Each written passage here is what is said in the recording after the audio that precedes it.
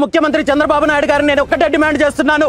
ఇక్కడ జరిగిన సంఘటనకు సంబంధించి కేవలము ఒక తప్పుడు ఎఫ్ఐఆర్ ఫైల్ చేసి దాని ద్వారా కేసును నీరుగార్చే ప్రయత్నం చేసి నిందితులను కాపాడాలని ప్రయత్నం చేస్తే మాత్రము పరిస్థితులు తీవ్రంగా ఉంటాయని చెప్పి ఈ సందర్భంగా తెలియజేస్తున్నాను. అదే విధంగా ఏ బాధిత కుటుంబం ఏదైతే ఉందో ఆ కుటుంబాన్ని పూర్తిగా ఆదుకోవాల్సిన బాధ్యత మీ పైన ఉంది అని చెప్పి ఈ సందర్భంగా తెలియజేస్తూ ఆ కుటుంబానికి శాశ్వత ఉపాధి దిశగా అదే విధంగా కనీసము ₹1 కోటి ఎక్స్గ్రేషియా ప్రకటించి వారికి వాళ్ళ కుటుంబ సభ్యులకు ఉద్యోగం కల్పించడంతో పాటు వారి పిల్లల యొక్క చదువు భవిష్యత్తు బాధ్యత పూర్తిగా ప్రభుత్వం తీసుకోవాలని చెప్పి ఈ సందర్భంగా ప్రభుత్వాన్ని ముఖ్యమంత్రి చంద్రబాబు నాయుడు గారిని డిమాండ్ చేస్తూ